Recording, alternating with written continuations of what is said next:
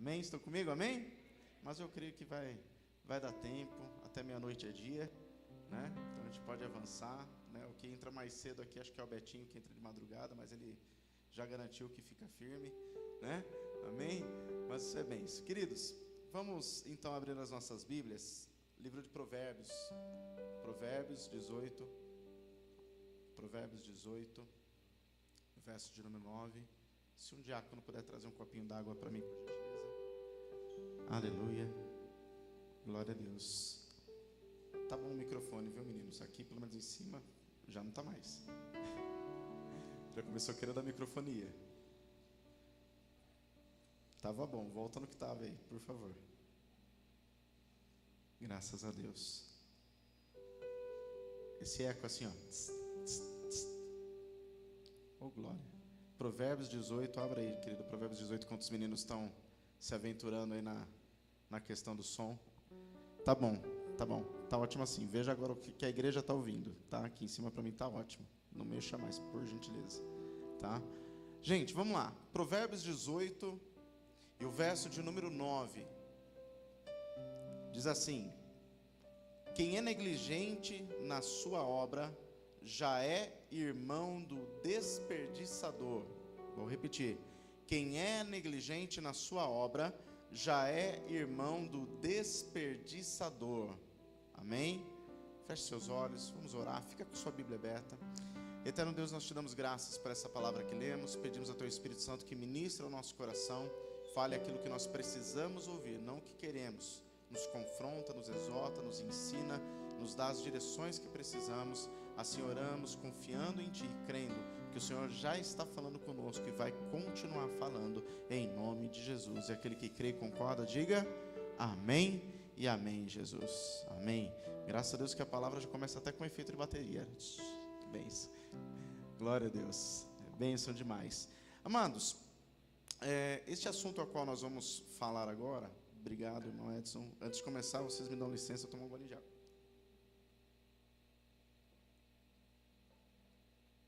Confesso que tentei cantar com a máscara, amado. Quase que comi a máscara 2 vezes. Aí eu desisti. Mas vamos lá, vamos aprendendo. Então, Provérbios, querido, 18, verso 9, a qual nós lemos, traz uma palavra até dura. Fala assim: quem é negligente na sua obra já é irmão do desperdiçador.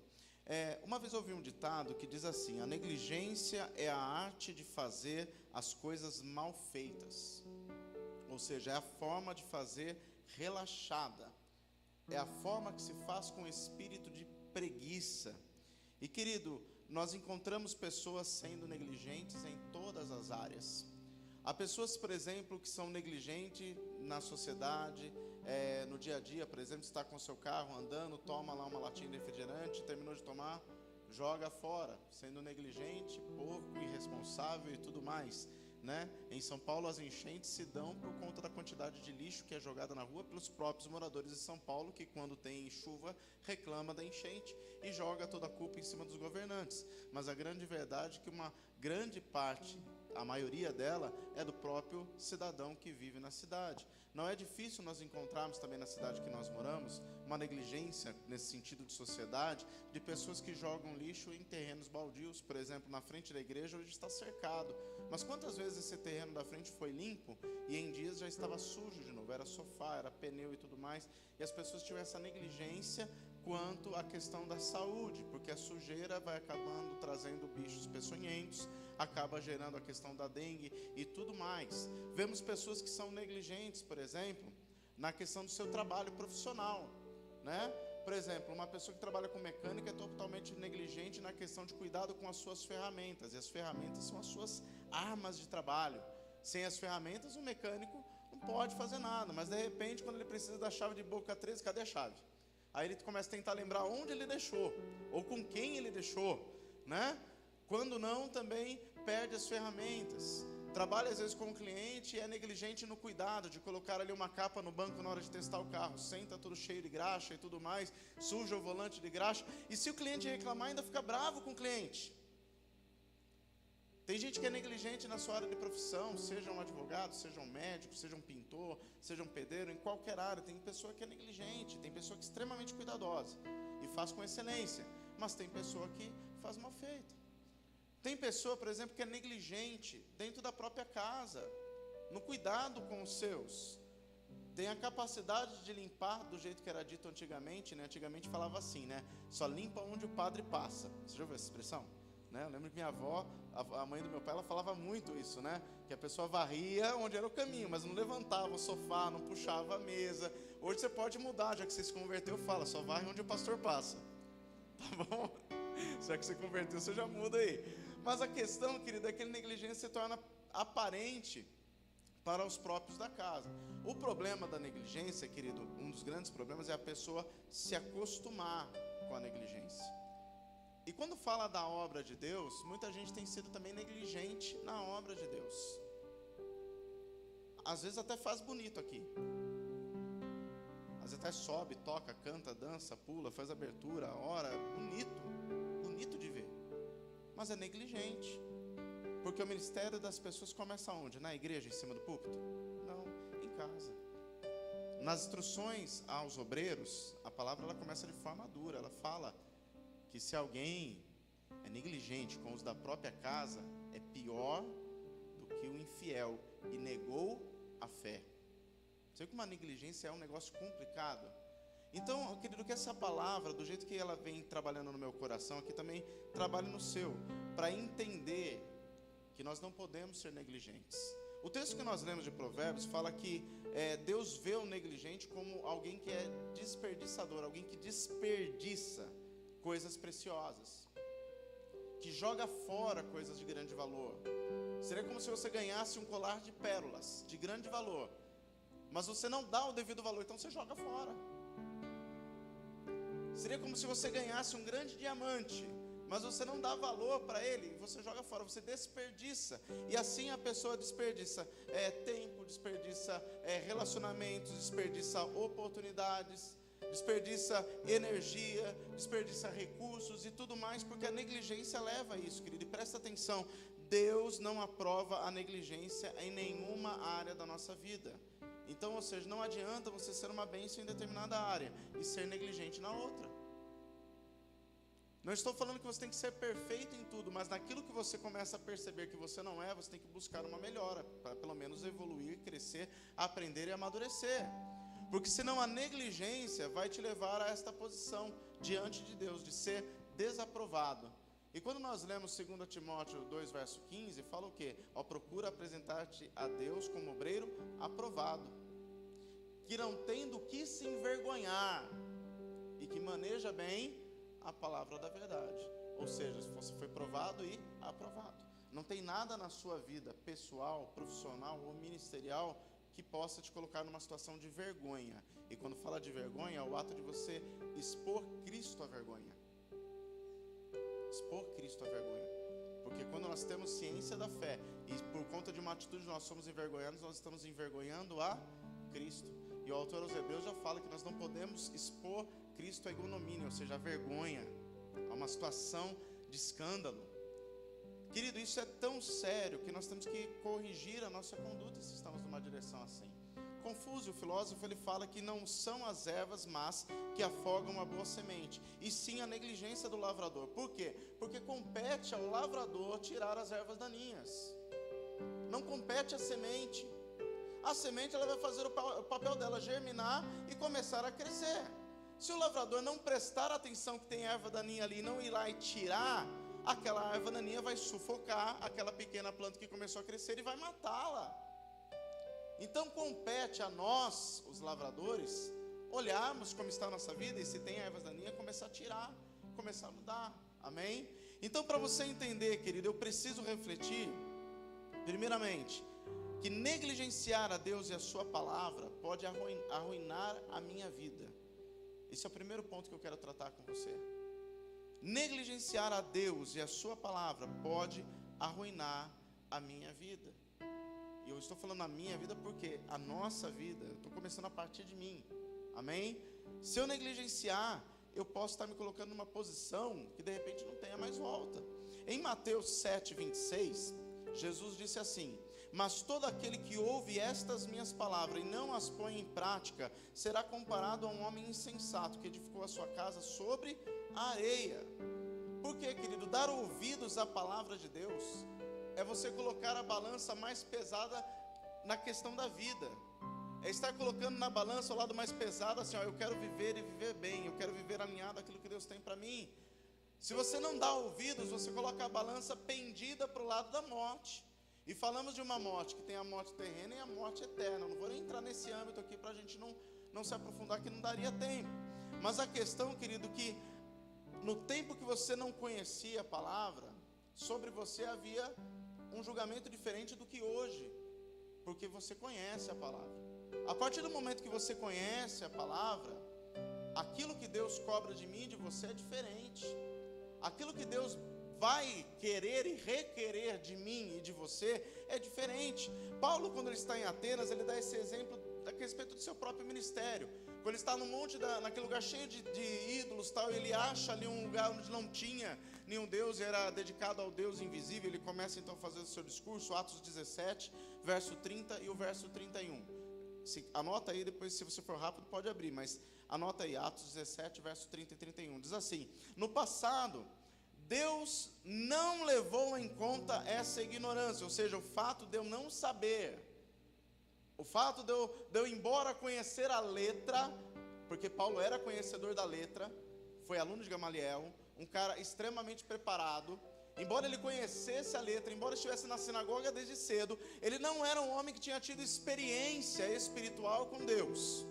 E aqui é um ponto sério, porque não adianta só a letra para o cristão. O cristão ele tem que buscar sempre o equilíbrio entre poder, experiências sobrenaturais e o conhecimento. 2 Pedro 3,18 fala o quê? Para a gente termos uma vida de equilíbrio, crescer na graça e no conhecimento.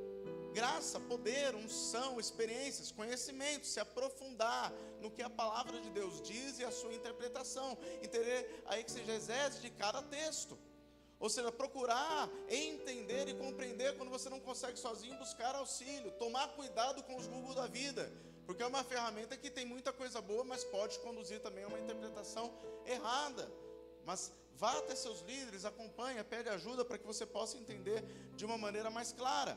Mas Paulo continua dizendo: no passado Deus não levou em conta essa ignorância, mas agora ordena que todos, em todo lugar, se arrependam. Pois estabeleceu um dia em que há de julgar o mundo com justiça, por meio do homem que designou, está falando de Jesus, e deu provas disso a todos, ressuscitando dentre os mortos. Ou seja, não significa que Deus não viu as atitudes erradas de Paulo. Não significa que Deus não via as minhas atitudes erradas. Não significa que aquilo que você fazia de errado estava oculto aos olhos de Deus. Significa que Deus teve paciência. Ouça isso. Significa que Deus teve paciência. A partir do momento da ciência da sua condição a respeito da verdade e da fé. Ai, mas eu fiz e ainda não me aconteceu nada, não caiu um raio na minha cabeça. Deus continua tendo paciência com você, querido. Só que presta atenção, a paciência de Deus não é eterna. O amor de Deus dura para sempre, mas não a paciência. Como o próprio texto diz nas palavras de Paulo, haverá o dia que ele há de julgar por meio do Filho. Por meio do Filho. Então Paulo cita a sua própria experiência, querido. Se você quiser anotar a primeira carta de Paulo a Timóteo, capítulo 1, verso 12 ao 15, ele diz assim: dou graças a Cristo Jesus nosso Senhor, que me deu forças e me considerou fiel, designando-me para o ministério. E a mim, que anteriormente fui blasfemo, fui perseguidor, fui insolente, mas alcancei misericórdia, porque fiz tudo isso por ignorância na minha incredulidade. Contudo, presta atenção ao versículo 14, contudo, a graça de nosso Senhor transbordou sobre mim juntamente com a fé e o amor que estão em Cristo Jesus. Esta afirmação é fiel e digna de toda aceitação. Cristo Jesus veio ao mundo para salvar os pecadores, dos quais eu sou o pior. Paulo entendia que ele estava exercendo o ministério não porque ele era bonzinho, mas porque a misericórdia o alcançou. E ele deixa claro: antes eu não sabia, eu fazia dessa forma. A partir do momento que eu tive a clareza dos meus atos, a minha conduta a partir daí foi diferente. A minha vida caminhou numa outra direção, porque logo na mente de Paulo, Deus já transformou a mente dele, a forma dele pensar já era outra, o agir já passava a ser outro. John Piper fala que o pensamento correto dá a vida correta. Ou seja, quando a minha mente é transformada, eu passo então a ter uma vida na prática de forma diferente. Por isso que o próprio Paulo fala à igreja de Romanos, no capítulo 12, verso de número 2, se alguém quiser conferir para mim, fala: não vos conformeis com esse século, mas antes transformai-vos pela renovação da vossa mente, para que então experimenteis qual seja a boa, perfeita e agradável vontade de Deus. Fala de uma transformação que leva a um resultado. Queridos, é só começar a prestar atenção nos resultados que você está tendo. Os resultados estão fazendo você crescer e avançar, ou os resultados estão te puxando para um buraco? Os resultados estão fazendo você progredir na vida ou você regredir. Então, ou seja, se eu não colocar em prática o que eu tenho sido ensinado, se eu não colocar em prática o que eu tenho recebido de ensinamento e instrução dentro da palavra de Deus, você pode até não concordar comigo. Vai para a Bíblia, bota o nariz da Bíblia, começa a estudar, começa a se inteirar. Se você não acredita naquilo que eu estou falando, eu não estou falando nada além do que a Bíblia diz. Não estou entrando ainda na minha opinião pessoal a respeito do assunto, estou falando o que a Bíblia diz. Mas se você não coloca em prática, a Bíblia diz que quem não dá ouvidos é semelhante ao homem que constrói a casa sobre a areia. Vai vir o vento, vai vir a tempestade, a casa não vai resistir. Não está falando de casa de tijolo, gente, está falando de pessoa, indivíduo. Se eu não der ouvidos para aquilo que Deus está falando, eu não vou resistir. O meu emocional não vai resistir. O meu físico talvez não resista. E espiritualmente talvez eu morra. E aí? E aí? Como reconstruir a partir disso? John McTurk, ele fala: ser sábio é dominar a arte do viver diário por intermédio do conhecimento da palavra de Deus e sabendo aplicá-la a toda situação. Porque não adianta nada eu procurar saber e ouvir a palavra se eu não coloco esta mesma palavra em prática. Ou se eu começo a relativizar ela para encontrar textos que justifiquem as minhas decisões. Aí eu entro naquele âmbito que um texto fora do contexto vira pretexto. Repita isso: um texto fora do contexto vira pretexto. E quanta gente tem caído em pecado, em erro, por conta de usar o pretexto de algum texto fora do contexto, interpretando segundo a sua própria vontade. Eu já falei algumas vezes de uma experiência que eu tive quando eu era adolescente, que apareceu uma moça na igreja, e todo mundo falou que ia namorar com a moça. Interessante, né? Vários meninos. Deus confirmou que eu vou namorar com a moça. E quando a gente quer alguma coisa, toda palavra confirma, né? Você está interessado numa pessoa e quer casar, você vai abrir lá: Judas se enforcou. Opa, Deus está confirmando, né? Porque você quer, e querido, a nossa vontade ela é perigosa. Por isso que Paulo escreveu ao Romanos 12, verso 2 no final: para que então experimenteis qual seja a boa, perfeita e agradável vontade de Deus. Porque a vontade de Deus ela é melhor que a nossa. Porque Deus tem algo que nós não temos: onisciência. Ele sabe o resultado lá na frente, se a estrada que eu pegar aqui não for a que Ele escolheu. Só que também Ele nunca vai mexer naquilo que nós decidimos. Então nós temos que refletir para não negligenciarmos a Deus e a sua palavra. Segundo, quando nós negligenciamos, queridos, os mandamentos de Deus, isso significa desobedecer diretamente a Deus. Quando nós negligenciamos os mandamentos de Deus, isso significa desobedecer ao próprio Deus. Marcos 7, verso de número 9. Diz assim: disse-lhes ainda: bem sabeis rejeitar o mandamento de Deus para guardardes da vossa tradição. Ou seja, Jesus cobrava aqueles fariseus porque eles guardavam na verdade o mandamento por tradição, não era mais adoração. Era um rito religioso que trazia peso em vez de paz. Querido, então nós devemos obedecer a Deus, presta atenção em alguns pontos. Primeiro, com a nossa responsabilidade com a igreja. E quando falo igreja, eu não estou falando templo, prédio, tijolo, mas eu estou falando no contexto igreja como organismo vivo, de forma orgânica. E a Bíblia nos ensina o quê? Primeiramente, obedecer aos seus líderes. Deus institui líderes, e Deus é um Deus que sempre trabalhou com hierarquia, para que haja ordem. Tanto que Ele começa aonde? Na família. Ele coloca o marido por cabeça, a mulher vem junto como auxiliadora, aí vem os filhos. É ordem. E quando ele institui a igreja, nós vemos em Atos, ele coloca de maneira clara e desenvolve os ministérios, um para apóstolos, outro para pastores, outro para os presbíteros, outros profetas, outros mestres, porque a igreja precisa de várias frentes. Hebreus 13, verso 17, fala assim: obedeçam aos seus líderes e submetam-se à sua autoridade. Submeter não é virar capacho, não é virar pau mandado. Submeter significa estar debaixo de uma missão. Então, quando você congrega num lugar onde você está inserido naquele corpo, onde você faz parte nisso, presta atenção, você está dizendo assim: eu estou me colocando debaixo da missão deste líder. Então, por exemplo, vou trazer para a nossa casa aqui, você que é membro da Igreja Batista Shalom, na cidade de Araraquara, interior de São Paulo, Brasil, planeta Terra, meu endereço completo. Você que é membro aqui, você está colocando debaixo da missão do pastor Sandro. Aquilo que Deus me deu por missão neste lugar, você está debaixo dessa missão, está me ajudando, trabalhando junto, ombro a ombro, para que essa missão seja cumprida. Quem está me entendendo, diga amém.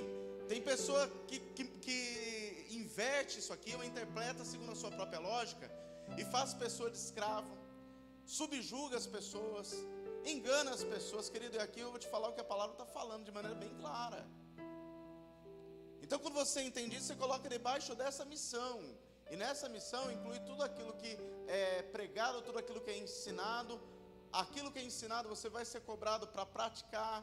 Por quê? Essa missão visa que as famílias possam progredir, que os casamentos possam se consolidar, que os filhos possam ser bem criados, sarados, amados, para que lá na frente também eles ajam de forma coerente como indivíduos na sociedade. Porque ser igreja não é só aqui dentro das quatro paredes.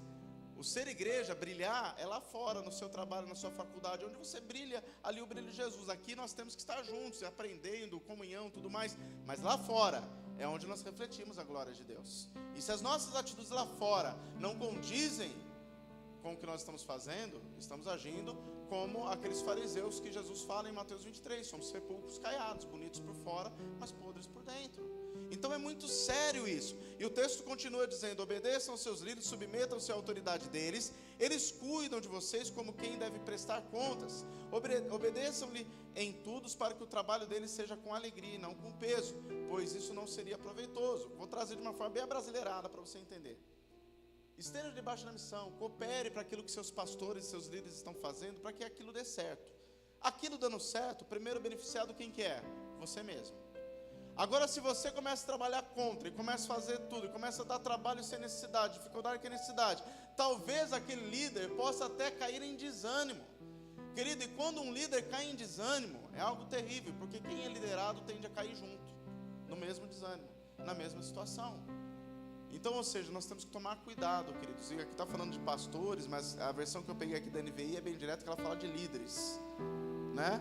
De maneira direta, para entender que todos nós temos que tomar cuidado com esse princípio. É um princípio básico para todos os cristãos, ter uma obediência a Deus e obedecer aos seus líderes. Até porque quem institui os líderes é Deus. Quando questionam a liderança de Moisés, Deus falou de maneira muito direta. Não questionaram a Moisés, mas contestaram ao próprio Deus. Quando o povo de Israel pediu um rei, e ali Samuel era juiz,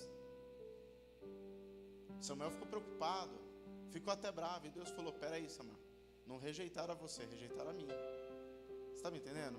Então, quando você desobedece uma liderança constituída por Deus, você pode estar sim desobedecendo o próprio Deus. Ah, pastor, mas a liderança está fazendo algo errado. Querido, a tua base, o teu parâmetro é a palavra. Se eu fizer algo que não está dentro da palavra, querido, você tem todo o direito de cobrar, de não fazer, de não exercer. Mas se aquilo que está sendo colocado diante de você são princípios bíblicos, irrefutáveis, aí se você não quiser fazer, querido, você sobe no terceiro céu e fala com Deus. Beleza? Amém? É entendido? Então nós devemos obedecer a Deus também, não deixando de congregar. Hebreus 10, 25 fala para a gente congregar. Queridos, deixa eu entender o que está acontecendo hoje. Hoje nós temos uma facilidade. Temos culto online. Uhul! Que bênção! Só que nós não podemos fazer do culto online uma desculpa para não aparecer mais na igreja. As pessoas que são da faixa de risco, tudo, devem permanecer da forma que estão, participando de forma online. Nós não vamos parar de fazer. Mas, querido, você que tem uma boa saúde, pode não estar com gripe, querido, você deve vir congregar. Coloca a sua máscara, usa o álcool gel, limpa o pezinho na entrada, mantenha distância. Em vez de cumprimentar, abraçar, dá um tchauzinho até passar tudo isso. Por quê? Porque estar aqui é diferente de estar lá na sua casa. Se eu der um microfone para cada pessoa falar que o que está vivendo aqui dentro, a experiência, o que sente aqui dentro, cada uma vai falar daquilo que é, porque é diferente do fato de estar. Nós precisamos fazer, foi um tempo necessário, e glória a Deus pela ferramenta. Mas é interessante, nós encontramos com as pessoas no mercado, no centro da cidade, nas lojas e tudo mais. Aí de repente quando é para ir para o culto, tem Covid, e no outro lugar não tinha. Então, amados, nós temos que congregar, e a palavra ainda fala, para a gente exortar uns aos outros, chamar a atenção, porque nós não devemos deixar de fazer isso, como é costume de alguns. Davi, diversas vezes, ele falou do valor de estar na casa de Deus. Salmo 27:4, uma coisa pedi ao Senhor, e é o que eu procuro, que eu possa viver na casa do Senhor todos os dias da minha vida, para contemplar a bondade do Senhor e buscar a orientação do seu templo. Salmo 84, verso 10, melhor é um dia nos teus atos do que 1000 em outro lugar. Prefiro ficar à porta da casa do meu Deus, a habitar nas tendas dos ímpios. Ou seja, a igreja, quando nós entendemos que o congregar, nós acabamos vivendo o fruto dela, que é a comunhão. Se você ler Atos 2, do 42 ao 47, você vê a koinonia que é gerada pela união da igreja que se formava. Então, querido, koinonia no significado direto, vou te trazer aqui para você entender, que você ouve essa palavra e às vezes não vai na profundidade do significado. Koinonia significa compartilhamento, uniformidade, associação próxima, parceria, participação, fraternidade. É uma uniformidade realizada apenas pelo Espírito Santo. Essa koinonia, ela tem o objetivo de unir aqueles que são chamados os crentes em Cristo a Jesus Cristo, principalmente, e também unir ao seu irmão, ou seja, unir uns aos outros. Então nós devemos obedecer a Deus pelo ato de congregar. Nós devemos obedecer a Deus também, como? Com um bom testemunho.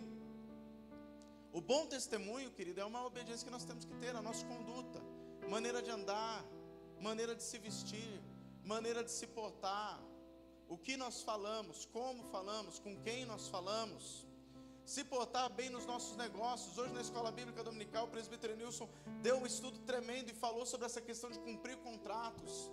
Quantos hoje que se dizem cristãos ou evangélicos que não cumprem os contratos, compram algo já ciente que não vai pagar e deve para tudo quanto é lado. Eu sou de um tempo, querido, que eu ia comprar pão para minha mãe com as moedinhas, e eu vi uma vez uma cena que um senhor comprou pão e ele bateu, cadê a carteira? Aí a moça do caixa falou, não, pode deixar, o senhor paga amanhã. Ele pegava pão todo dia. Aí aquele senhor saiu, eu tinha ali meus 8 anos, e eu ouvi do dono da padaria falando para aquela moça, esse você pode fazer fiado, porque esse é crente, esse paga. Hoje, infelizmente, nós não podemos dizer mais isso, porque é muito crente que não paga. Se você fazer uma compra na Conde Sarzedas em São Paulo, que é onde tem os materiais cristãos, e você chegar lá e tentar pagar com cheque, não se recebe, e você de repente vai falar, mas eu sou da igreja tal, vou tirar a credencial, minha carteirinha de obreiro. Ela vai tirar um bolo de cheque sem fundo debaixo do balcão, para falar, esses aqui também eram. É misericórdia, amados, mas a misericórdia tem que começar na nossa vida.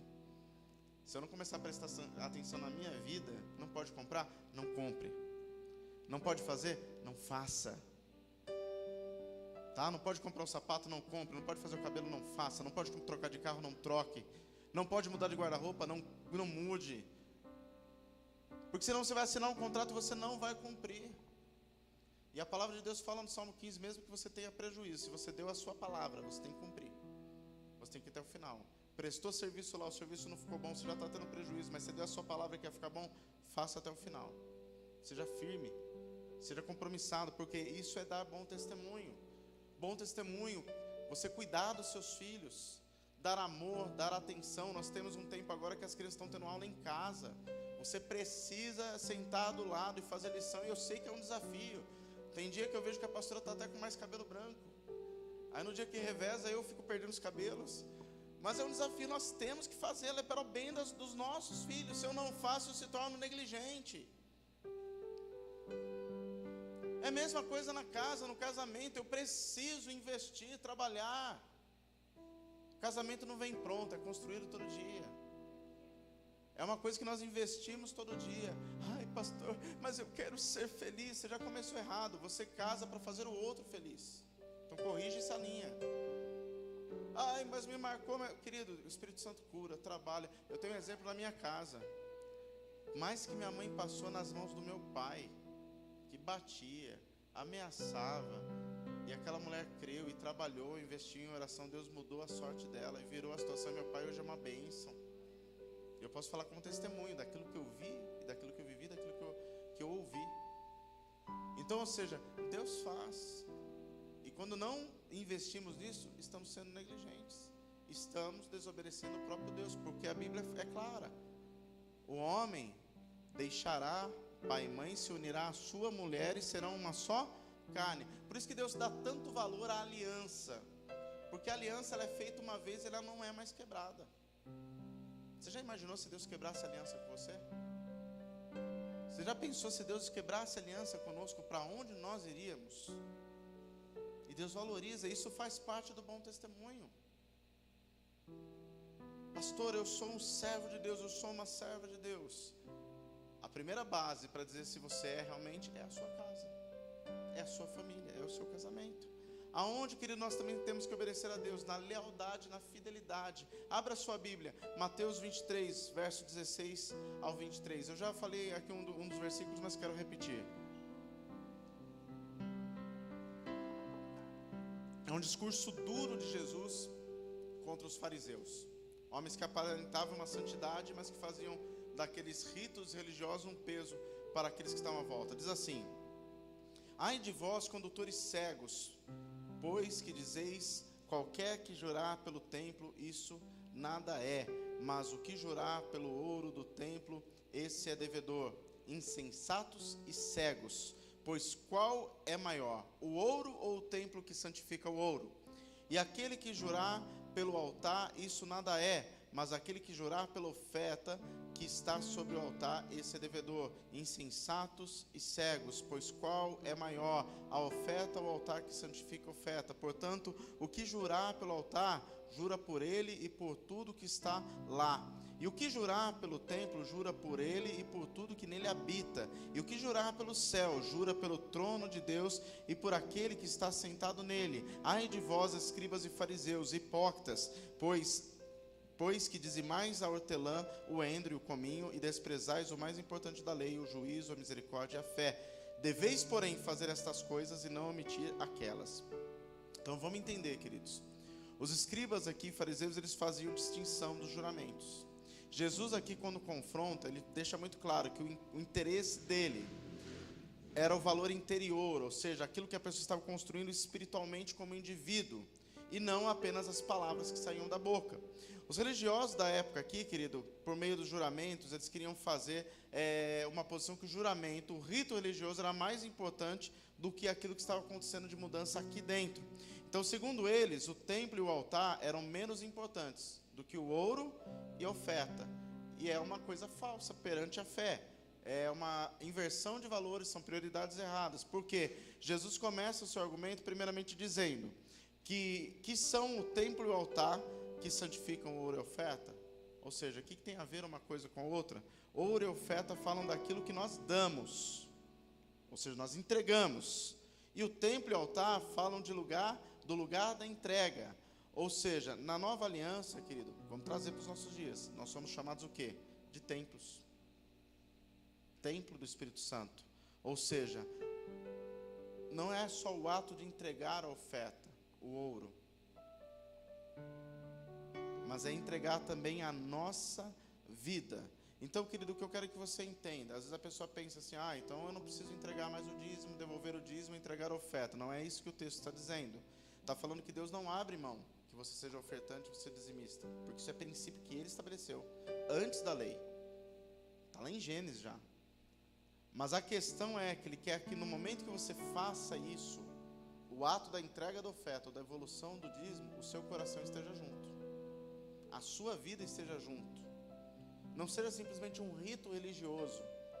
Não seja simplesmente o cumprimento de uma tradição, mas um posicionamento. Olha o versículo 23, Mateus 16. Ai de vós, escribas e fariseus hipócritas, pois dizimais da hortelã, o endro, comida, e desprezais o mais importante da lei, o juízo, a misericórdia e a fé. Deveis, porém, fazer estas coisas sem omitir. Então os fariseus, eles desprezavam o juízo, a misericórdia e a fé, e davam o dízimo, né? E era uma hipocrisia, porque as atitudes não condiziam com aquilo que estava no interior, ou seja, as palavras não estavam em concordância com as atitudes. A fé que Jesus afirma que nós devemos ter, ela é equilibrada. Olha a parte C do versículo 23. Deveis, porém, fazer estas coisas sem omitir aquelas. Ou seja, Jesus estava falando, você deve exercer e praticar a misericórdia, a fé, mas você não pode ser omisso no ato também de entregar aquilo que pertence a Deus. Então, querido, nós temos que não só dar os nossos dízimos e ofertas, mas também dar o nosso coração quando fazemos isso. Por isso que Paulo até fala em 2 Coríntios 9, né? Cada um coloque sobre o altar, ou seja, entregue a sua oferta segundo o propósito no seu coração. Não é mecânico, é ato de adoração. Amém? Devemos também obedecer a Deus amando uns aos outros, amados. John McToore, ele fala que a fé madura, ela não questiona, ela obedece. Quanta gente quebra a cara porque fica questionando o que Deus determina, fica questionando o que Deus fala, porque na verdade é naquela busca incessante de ouvir o que quer ouvir e acaba quebrando a cabeça, perdendo tempo. E John McToore, ele fala tudo em uma só frase: a fé que ela é madura, ela não questiona, ela simplesmente obedece. Ou seja, se eu negligencio os ensinos, eu estou desobedecendo a Deus. Amém? E se eu desobedeço os mandamentos de Deus, eu estou desobedecendo o próprio Deus. Terceiro, querido, negligenciar o bem é o mesmo que fazer o mal. Se eu negligencio a oportunidade de fazer o bem, é o mesmo que eu praticar o mal. Presta atenção lá em Tiago 4, verso 17. O texto diz assim: aquele, pois, que sabe fazer o bem e não faz, este comete pecado. Por quê, querido? Se eu posso fazer o bem e eu não faço, isto é um ato de omissão. E omissão perante Deus é pecado. O que é omissão? É o ato de se omitir, falta de cumprimento do dever, inércia, falta de posicionamento. E isto perante Deus, querido, é um ato que é considerado pecado. Vou tentar acelerar aqui um pouquinho para a gente ganhar tempo, querido. Por exemplo, alguém que precisa de ajuda, e você, por não querer se meter na vida daquela pessoa, você não faz nada. É um ato de omissão. Agora, se você já foi, já conversou, já colocou tempo, tudo tal, você não se omitiu. Você não interfere nas decisões de ninguém. Mas se você vê a situação e não faz nada, aí é um ato de omissão. Mesma coisa, você vê uma família passando necessidade, e você pode se mover para levar uma ajuda, uma cesta, uma compra, alguma coisa. Se você não faz, você está tendo uma atitude de omissão, né? Então, ou seja, eu tenho que sim cumprir, porque se eu posso fazer o bem e eu não faço, eu estou cometendo pecado. Vamos trazer para um exemplo bíblico desse pecado.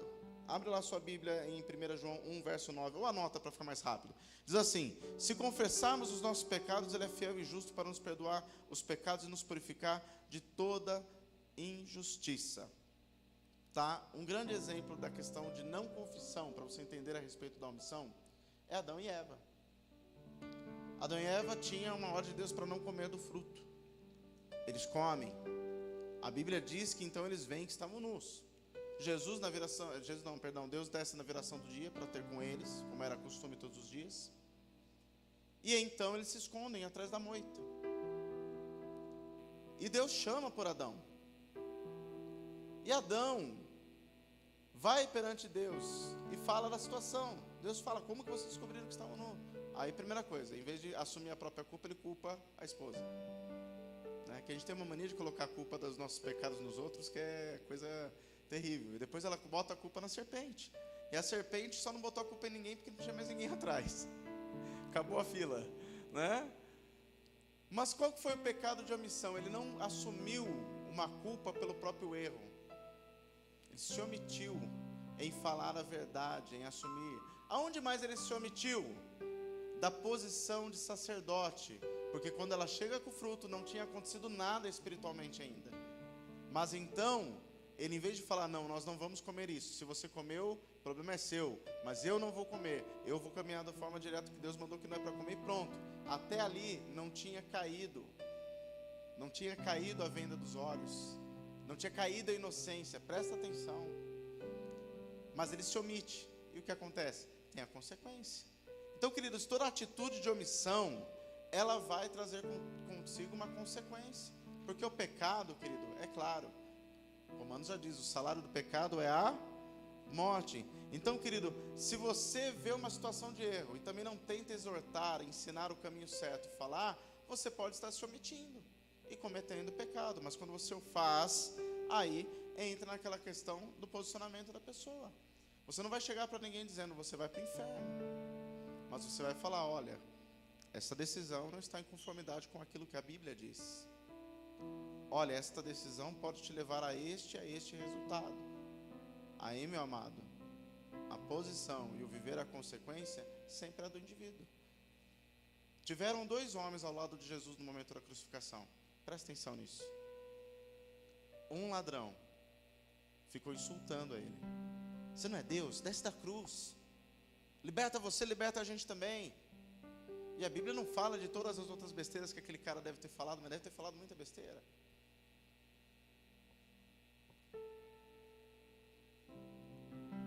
E o outro entendeu a oportunidade. Senhor, lembra-te de mim quando entrares no teu reino. Os 2 estavam ali. Um aproveitou a oportunidade. Querido, presta atenção, querido. Isso é algo que nós temos dentro do nosso livre-arbítrio, a oportunidade de decidir qual direção que nós queremos tomar. O que a Bíblia cobra de nós, 2 Timóteo 4, verso 2, eu já estou encerrando, diz assim, pregue a palavra, esteja preparado a todo tempo e fora do tempo, repreenda, corrija, exorte com toda a paciência e doutrina. Isso nós temos feito. Eu digo isso como pastor e como igreja. E aquilo que nós temos ensinado, eu creio que todos têm procurado aplicar. E aqueles que têm aplicado, nós temos visto o resultado. O que a palavra de Deus nos traz hoje é uma reflexão, para que nós possamos entender que se há uma área da nossa vida que nós estamos sendo negligentes, e se nós estamos sendo negligentes em alguma situação, temos a oportunidade de mudar isso. Temos a oportunidade de se levantar e lutar, e você não estará lutando sozinho. Entender que aquilo que nós vamos decidir a partir de hoje vai nos levar a um resultado, e a nossa decisão, ela vai nos levar a esse resultado, seja ele bom ou ruim, mas a decisão continua sendo nossa. Eu costumo falar que a minha vida, eu trabalho para ouvir uma frase. Eu vivo o Evangelho e procuro me alinhar a ele para viver uma frase. Procuro ser o melhor pai possível, o melhor marido possível para ouvir esta frase. Luto a cada dia e coloco as minhas forças nisso, de ouvir a frase que a palavra de Deus cita em Mateus 25, verso 21. Que naquele grande dia vai dizer assim o Senhor, muito bem, servo bom e fiel, entra no gozo do teu Senhor. Ah, pastor, mas hoje é duro e tal. Amados, é melhor você lutar hoje. É melhor você viver aquilo que Deus tem para você hoje, porque Ele sempre vai ter o melhor. Não só aqui, mas também na eternidade. Porque a outra frase é uma que eu não quero ouvir. A outra frase é: apartai-vos de mim, porque eu não vos conheço. Aí é uma frase dura de ouvir. Então que nós possamos, querido, prestar atenção na oportunidade que nos é dada hoje. Se estamos sendo negligentes em algo, mudar a nossa conduta. Porque Deus nos chamou para a excelência. Para a excelência. Para o bem feito. Para o melhor. E que você possa se posicionar diante de Deus e fazer realmente da sua vida realmente uma vida que trabalha para ter excelência em tudo que você faz, seja profissionalmente, seja aonde você estuda, seja na sua carreira acadêmica, querido, seja na sua família, seja no seu casamento, seja na sua vida ministerial, que em tudo você faça tudo de forma excelente, como ao Senhor, porque Ele é glorificado pelo seu posicionamento em nome de Jesus, amém? Dá um sol para mim, Eric, por favor. Uma chance igual a esta, talvez eu não tenha mais.